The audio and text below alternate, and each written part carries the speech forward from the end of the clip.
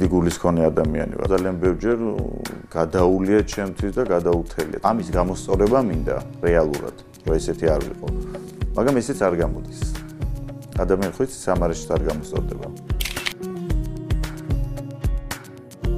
გიორგი იზრდებოდა ჩვეულებრივ ტრადიციულ ოჯახში, ზედმეტად ტრადიციულში არ, ტრადიციულ ოჯახში, რომლებიც მიყვებოდნენ დროს და მიყვებიან დროს. ანუ არ ჩარჩნენ სადღაც. ბევრი ოჯახის წევრები არიან, რომელიც ჩარჩნენ სადღაც რაღაცა წლებში და ვეღარ ვითარდებიან. შვილებსაც ვეღარ არ ვითარებენ, იმ დროზე აზროვნებენ. ჩემი ოჯახი არის ის ოჯახი, რომელიც დროს მიყვება, დროსთან ერთად ვითარდება და რაღაცებს რასაც უყურებს, ჩვეულებრივად ღებულობს და ესმის ეს ყველაფერი. ბავშვი ვიყავი, ჩვეულებრივი ბავშვი ვიყავი რა, როგორც ეხლა ვარ, ხმაურიანი და სულ რაღაცა ამბებში ალბათ ბავშვობაში ესეთი ვიყავი. ერთ-ერთი პირველი ის იყო, როდესაც დინების წინააღმდეგ წავედი. მაშინ ცხოვრობდი დიდუბეში, სწავლობდი დიდუბის სკოლაში, პანთეონის გვერდით და მეორე კლასში ვიყავ, როდესაც მასწავლებელს უთხრა, რომ საპირფარეშოში მინდოდა. მასწავლებელმა თქვა, არა, არ გაგიშვებ, მე ვთხარი მინდა. პრინციპულიც ვარ რა, ამავდროულად ეს ჩანს უკვე ბავშვები. ანუ არა, არ გაგიშვებ, მაშინ ვთხარ, მე მოვისაქმებ აქ კლასში. რაც გინდა ქენიო და დავდექი და შარვალში ჩვეულებრივად მოვისაქმე ფეხზე მდგომა. ეს იყო ალბათ ჩემი პირველი პროტესტი. შეიძლება პროტესტიც არის ეს რაღაცის. რაღაცას რომ არასწორად გეწინააღმდეგე, იმიტომ რომ ბავშვი ამ დროს ხო უნდა საპირფარეშოში ხო ტყუილად ხო არ ვიძახდი. და მოვისაქმე ესე შარვალში ჩამოვიდნენ მე ჩემი ძმა და ერთი მის ძმაკაცი ჩანთა ერთი წინ და ერთი უკან ეს მომაფარეს და ამიყვანეს სახლში. ალბათ ეს არის ხო რაღაცა დინების წინააღმდეგ, მაგრამ ამავდროულად სამართლიანი წინააღმდეგობა იყო. იმიტომ რომ მინდოდა შარდვა. რო დამემტკიცებინა, ჩავიდინე. ნუ ხანძარი გამიჩენია სკოლაში, მაგალითად კლასში. მაშინ როდესაც გამათბობლები არ იყო და იყო ფეჩები, თან იმის კერასინგის ფეჩს, თუ რაღაცა ნავთის ფეჩს რაღაც რო იყო. ერთმა წავაქციე ეს. ცოტათი გამიზნულად, ცოტათი არა გამიზნულად და ხანძარი გაში დირექტორის გვერდზე ოთახი იყო ჩვენთან.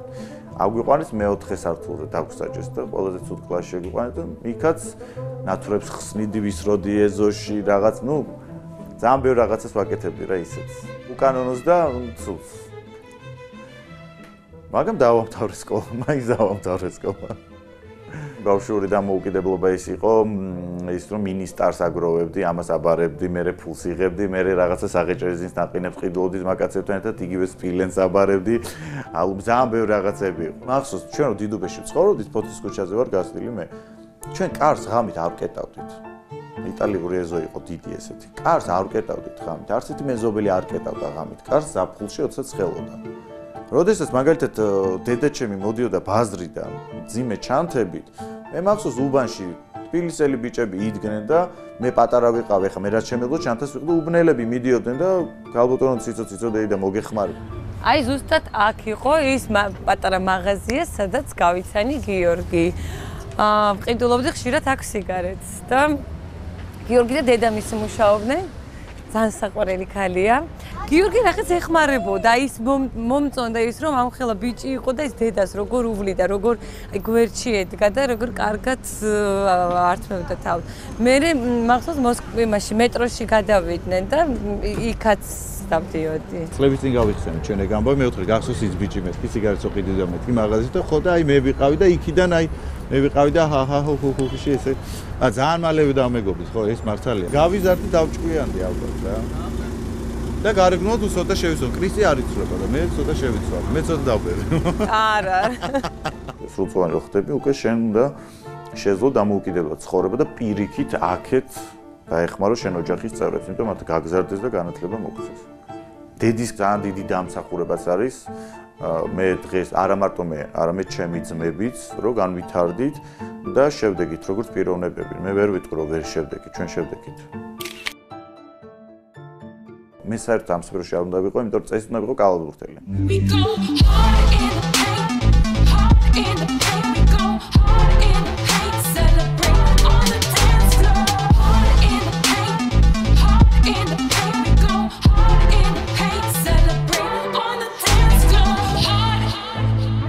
როც ფეხზე ტრამვის გამო წამში დამთავრდა ჩემი კარიერა, სპორტული კარიერა.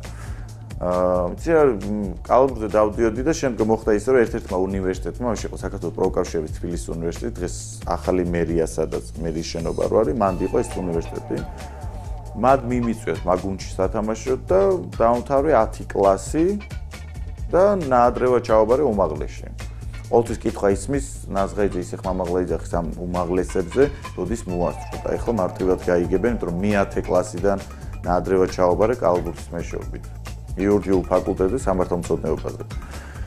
და ამავდროულად დავიწყე დაუსწრებელზე სწავლა, რა შეეხება მესამე უმაღლესს, უკვე შემდგომ იყო საქართველოს ტექნიკურ უნივერსიტეტში, სადაც დავამთავრე, ჯერ სწავლობდი აზე სწავლობდი, მოეცადე აღარც მახსოვს ნახე.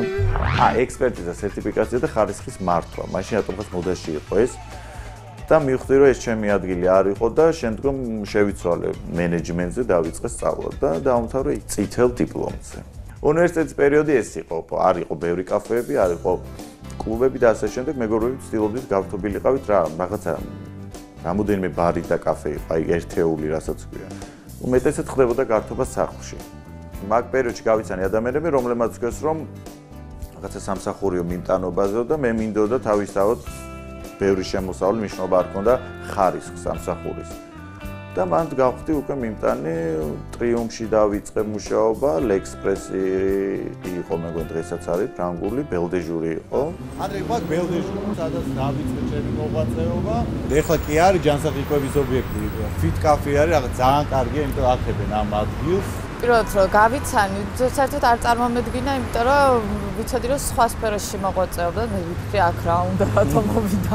ამისი გულისთვის ძალიან ბევრი ესე ვთქვათ მოხარებელი მოვიზიდეთ. კიდევ უფრო მეტი და რა ვიცი, შემოდიოდნენ, უყურებდნენ, მოსწონდათ, გადასარევი ბიჭია და ანუ ესე იგი დღეს ტესტავთ ამის თეკოს ნათქვამს, იმიტომ რომ ეხლა ფიტ კაფეში რომ შევა და აბა მივიზიდავ თუ არა.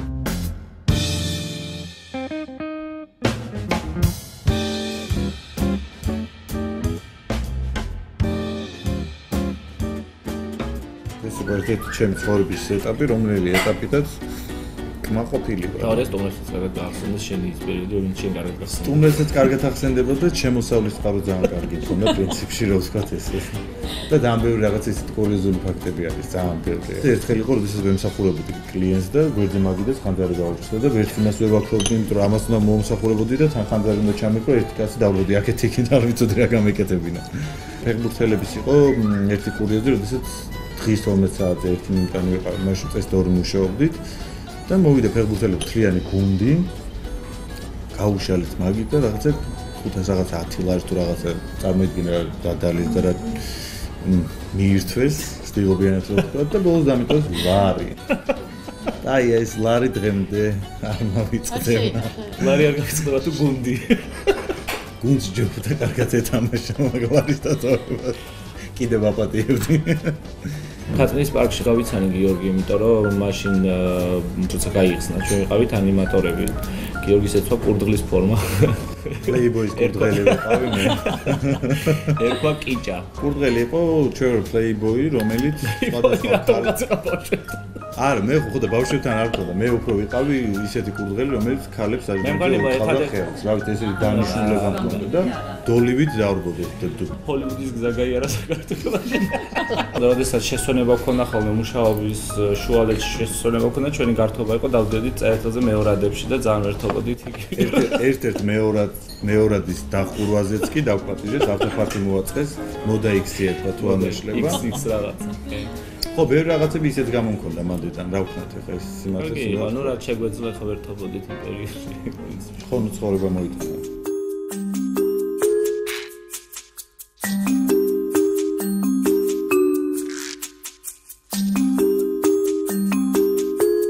მე მყავს ძალიან ცოტა მეგობარი, თითზე ჩამოსაცვლელი მეგობარი. და ესეც უნდა იყოს რეალურად, დედაჩემი მთელი ცხოვრება მეუბნებოდა იმას, რომ არ შეიძლება ბევრი მეგობარი. მეგობრები არის, აი 10 თითზე თუ ჩამოითვლი, კიდე ხო შეიძლება. იმ დონეზე შეიძლება, ანუ 10-იც არ იქნებაო. ან მე ვარ შარიანი, ან გიორგი, ეს ჯერჯერობით ვერ გავიგეთ, იმიტომ რომ ცალ-ცალკე იმდენი შარები არ მოგვდის ხოლმე. Ну, ყველაზე ესეც სკანდალური ეპიზოდი ჩვენი ცხოვრებიდან, რას მახსენდება, არის ის, როდესაც დაგვიჭირეს თურქეთში ერთად. და ძალიან კარგ პირობებში ვიყავით რამდენიმე საათის განმავლობაში. ძალიან პატივი გვცეს სხვათა შორის თურქებმა და ძალიან ბედნიერები და გალამაზებულები გამოგვიშვეს იქიდან. რა თქმა უნდა, ფაქტიურად დალურჯებულები რომ წამოვედით და დასაცმელ შემოხეილები მაგაზე მაქვს საუბარი. ამან უფრო დაგვაახლოვა. რა თქმა უნდა, იმიტომ რომ ტრაგედია უფრო ახლოვებს ადამიანებს. მიუხედავად იმისა, რომ ცოტა უცნაურ სიტუაციებში ხვდებით, მაინც ვერთობით და ძალიან კარგად ვატარებთ დროს და ყველას უნდა ხოლმე ჩვენთან ერთად წამოსვლა, სადაც მივდივართ, იმიტომ რომ ძალიან ისე განსხვავებულად ვიცით ხოლმე დღის და ღამის დამთავრება. ამ მეგობრებზეც შემიძლია მარტივად თქვა, ყველას დავკარგავ. თუ ჩემთან არასწორად მოიქცევან რომელიმე. მე საერთოდ რა თმინდა მეგობარ, როცა სამი უფროსი ძმა ყავს. ძმაკაციც ყავს, მეგობარიც ყავს, ოჯახის წევრიც ყავს, რეალურად მაგაზე ახლო მე არავინ არ მაგარ. სხვა სისხლი და ხორცს თუ შეიყვარებ ისე როგორც შენსას, ამაზე დიდი ბედნიერება და დიდი кайფი ბჭყალებში ვთქვათ არ არის. მართლა ესეა. ეგეთი ადამიანი, როდესაც შენ გიღალატებს, მე იმიტომ გეუბნები, რომ მან აღარ არსებობს პატიება და თავიდან წიგნის გადაკითხვა. პირველი ჩემი ტელევიზიით გამოჩენა იყო რეალიტი შოუ მდიდრები და ღარიბები. მაშინ გამოჩდი და შემდგომ მანდედან შემომთავაზე სამოდელო სააგენტოში ნატალიაში ვიყავი პირველად რა პრინციპში მანდ ვიყავი. ვერც ხვდებოდი რა ხდებოდა, იმიტომ რომ მე ამას არ უყურებდი ისე როგორც უყურებს საზოგადოების ახალგაზრდა ნაწილი, რომ ჩვენ მენტალიტეტში არ ჯდება. მე უყურებდი ამას ჩემი ცხოვრების კარიერის წინსვლისთვის ძალიან კარგი იყო, ანუ ანკეტაში რო ჩაწერილი იყო და რეგალიებში შემდგომ და შემოსავალი. მაშინ თვლიდი რომ კარგი შემოსავალი იყო. მივედი თუ არა, ვიღაცა ხალი არჩევდა დიზაინერი არ ვიცახელი და გვარი და ამირჩიეს მე. გადამიხადეთ პირველი ჰონორარი არ მაქვს 80 ლარი იყო თუ რა, მაშინ 80 ლარი კარგი ფული იყო. შემდგომ მოხდა ისე რომ ორ კვირაში გავხდი უკვე ბორჯომის სახე მთელ საქართველოში ერთი წლის განმავლობაში და ნუ მე შემდგომ წავიდა ის ყველაფერი.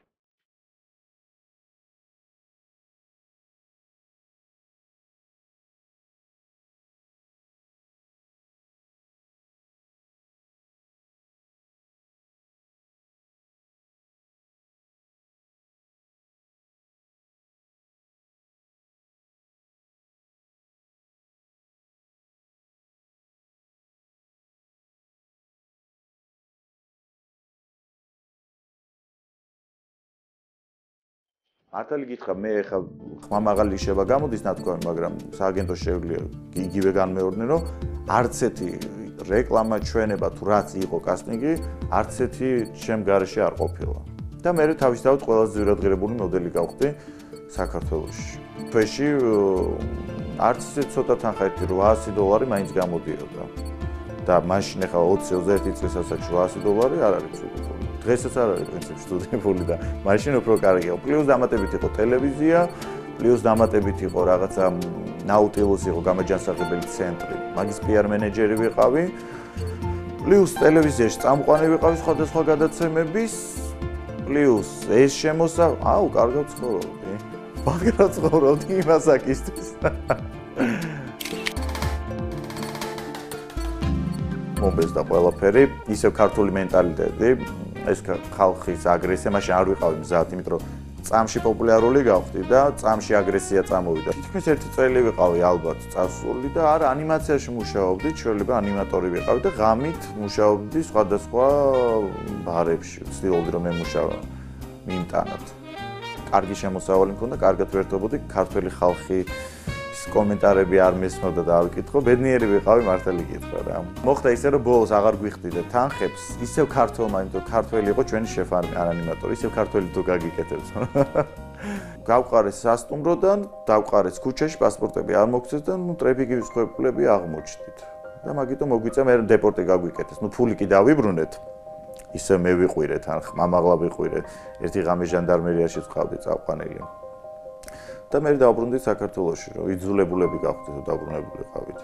ჩემი ცხოვრების შეცდომა ალბათ არის ის, რომ არასწორ ადამიანებთან დავიწყე ურთიერთობა, ანუ მეგობრობა.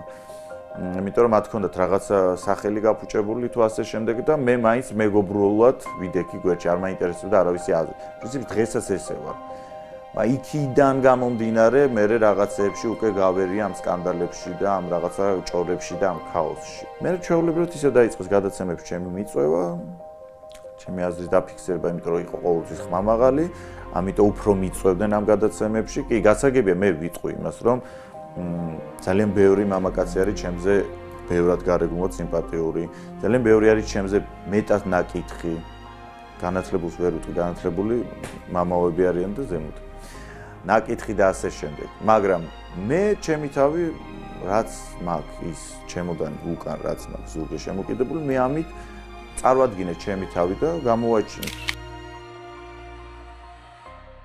ვარ პირში მთქმელი ადამიანი, რაც არ მომწონს პირდაპირ ვეუბნები ადამიანებს, ხმამაღალი ადამიანი ვარ ამ გაგებით და ეს მიშრის ცხოვრების გზაზე. ხშირ შემთხვევაში ადამიანები თავს ხრიან, რომ რაღაცა გზა გაიკვალონ ამ კუთხით, ხო, ესე არის. მე არ შემიძლია ეს. მე ჩემი აზრი მაქვს ამ ცხოვრებაში, ჩემი შეხედულებები და ვერაზოს ვერ დავხრი თავს ვერავის წინაშე. ნიშნულობა არ აქვს ადამიანის სტატუსს, ნიშნულობა არ აქვს ვინ არის ის ადამიანი, ნებისმიერ ადამიანს ყოველთვის გავცემ პასუხს. ასე რომ საშიშროება იყოს შემდგომ, რომ იცი რა ვიღაცასო დაუპირისპირდები და შენ არ იცი ვისი შვილია, იყო ესეთი შემთხვევები, ვინ არის და ასე შემდეგ. არ მაინტერესებს ესეთ რაღაცა. მე ტყუილ უბრალოდ არავის არ უპირისპირდები, უბრალოდ რაც არის საჭირო, ჩემას ვაფიქსირებ და მით უმეტეს მე მეხებიან ჩემი ოჯახის წევრს, მაშინ ვარ ძალიან აგრესიული ალბათ.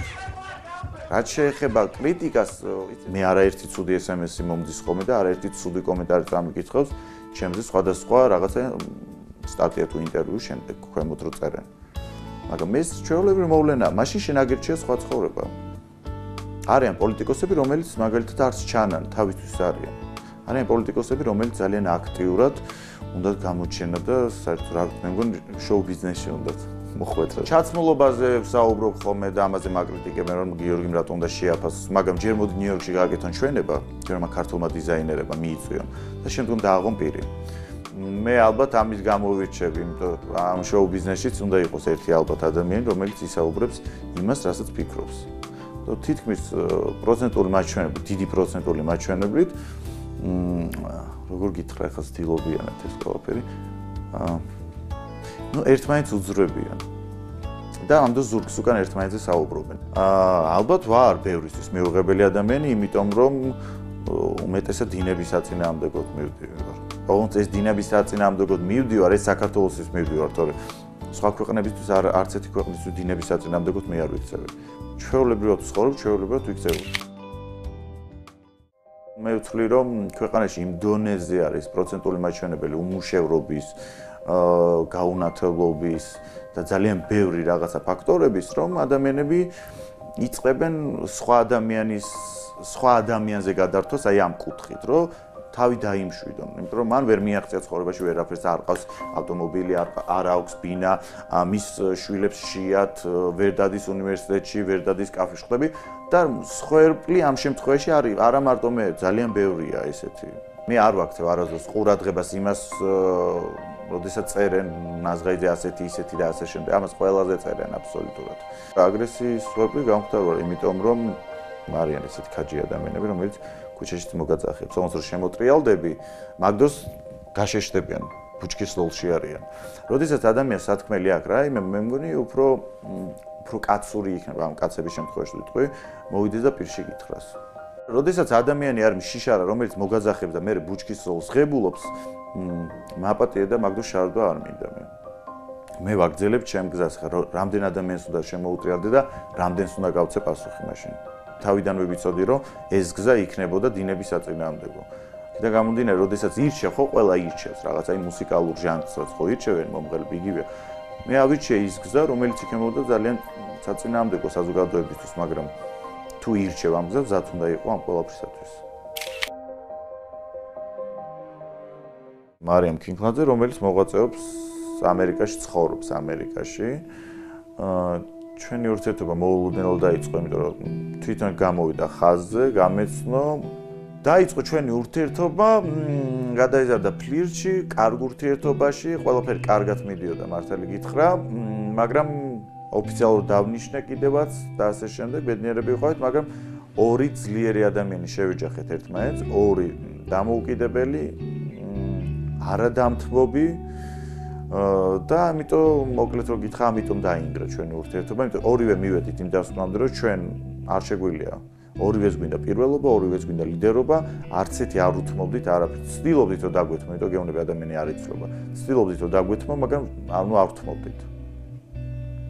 იყო ბრძოლა იმისა, რომ პირველი ვინ იქნებოდა. ურთიერთობაშიც კი, უბრალოდ ურთიერთობაშიც კი. შენ რო გინდოდეს მაგალითად სტეიკი, მე მინდოდეს სოკოს კრემსუპი, აი ამაზეც კი დავამიდიოდა. თავიდან კი თმობდით ორივე, მაგრამ შემდგომ როდემდე დათმობ ხო შენ პოზიციებს, ესეც არ არის. მე არ ვემხრობ იმ ურთიერთობებს, როდესაც რომელიღაცა მხარე სულ თმობს რაღაცას. ამიტომ დამთავრდა ჩვენი ურთიერთობა. დღეს არ მცალია სასიყვარულო ფონისათვის, იქიდან გამომდინარე, რომ კარიერულ წინსვლაში რაღაცა გაჩერება მაქვს და მე არ შემიძლია როცა კარიერული წინსვლა გაჩერებულია, რაღაცა პირად ურთიერთობას მეხვედო. პირად ურთიერთობისთვის ვიცლი მაშინ, როდესაც ჩემი კარიერული წინსვლა არის კარგად, ნორმალურად, სტაბილურად. მე არ ვარ ის კატეგორია მამაკაცების, რომელიც პირად ურთიერთობას დაიწყებენ და ვერ ასიამორებენ თავის პარტნიორს. ანუ ეგ არ შემიძლია, ანუ იმ გაგებით, რომ რაღაცა რომ მოუნდეს.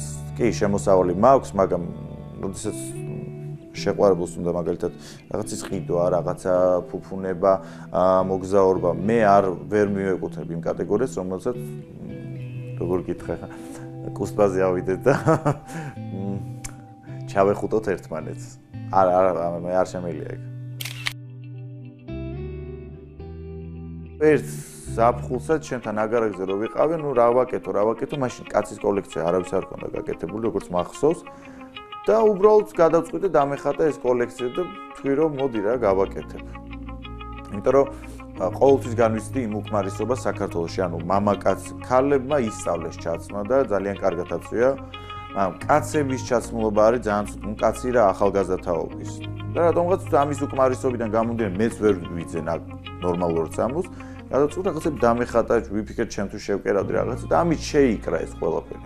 შემდგომ მოხდა ისე რომ შემოთავაზება იყო რაღაცა ღონისძიება გამეკეთებინა ბავშვთა სახლისთვის, აძალადოების ბავშვთა სახლისთვის და მე ჩემი მხრიდან შევთავაზე ეს, რომ მოდი გავაკეთოთ მამაკაცის კოლექცია, ჩვენება, გლამური და ქველმოქმედება გავაერთიანოთ ერთმანეთში და ისიც მას საინტერესო. შემდგომ გაკეთე ნიუ-იორკში ჩვენება, ისეთი მოთხოვნა იყო ამ ყველაფრის, რომ აი მან დაუშვი შეცდომა, შემეძლო იქ გამეყიდა ძალიან კარგ თანხებში ეს ყველაფერი. არიან სოფლიოში ესე დიზაინერები, რომელიც მარტო აკეთებენ ჩვენებას და შემდგომ ამას ყიდიან, ანუ არ მუშაობენ კერვაზე. და მე ეს მაგ პროექტი, ანუ მე ამის რაღაცა ჩემი ბრენდის დამკვიდრება და წინ წასვლა, ამით არა. ეს არის პროექტი, რაღაცა გეგმა, რომელიც უნდა გავაკეთო და მორჩა. მე ცხოვრებაში იმდენი ტვინი მქონდა და იმდენი რაღაცა გავაკეთე, რომ მე თავისო დავაგროვე რაღაცა თანხები, რომელიც ჩავდე ჩემ ბიზნესში, რომელი ბიზნესი ძალიან კარგად მუშაობს, რომლიდანაც მაქვს შემოსავალი. ხა რა ბიზნესია და რა შემოსავალი, ამას ვერავინ ვერასოდეს ვერ გაიგებს, იმიტომ რომ საქართველოში არ არის. აი ესეთი მარაზმული ჭორი გავიგე, როდესაც სხვადასხვა ასაკიან ქალებთან სექსუალურ კავშირებს მაბრალებდნენ და მათი მეშვეობით მე წავიწია ცხოვრებაში წინ.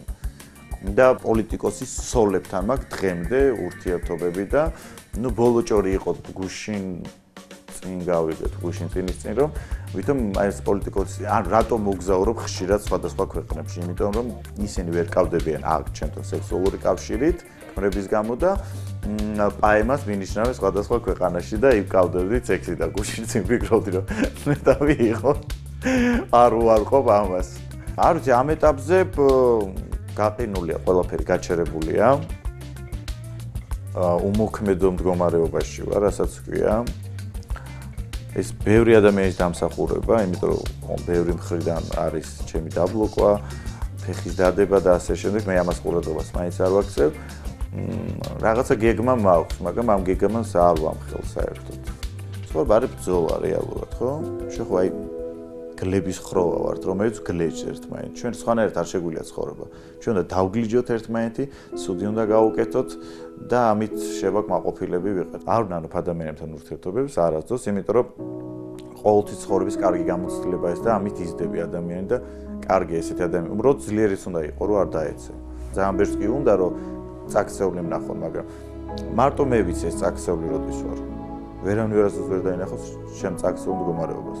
როდესაც ჩვენ ჩავისახეთ და ამ ქვეყანას მოვევლინეთ, ჩვენი ცხოვრება უკვე გაწერილი იყო. უბრალოდ ჩვენ რაღაცებს არასწორად ვაკეთებთ მე ამ ცხოვრებაში. ბედნიერი ვიქნები მაშინ, როდესაც ვიცხოვრებ ცოტა ბანალურად ჭრეს, მაგრამ ერთიან მთლიან და ბედნიერ ქვეყანაში, სადაც ხალხი იქნება ბედნიერი და საიდანაც არ მოგვინდება არც ჩვენთაგანს გაქცევა. მეყოლება ლამაზი ცოლი, ვიცი რომ ორი შვილი მეყოლება და მაგ დროისთვის აქ ვიცხოვრობ. Say you wanna get away. We don't need a plane. I could be your escape. Take you to a place where there's no time, no space. I could be your pride.